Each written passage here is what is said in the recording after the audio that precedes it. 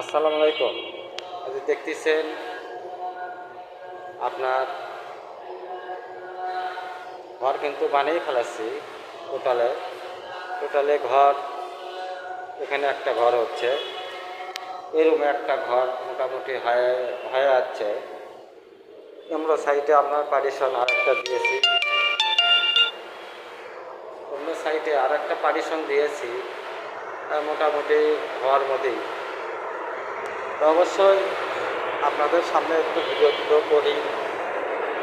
ফেসবুকে আসলে সেভাবে সময় পাই না, কারণ আমি কর্মজীবী মানুষ।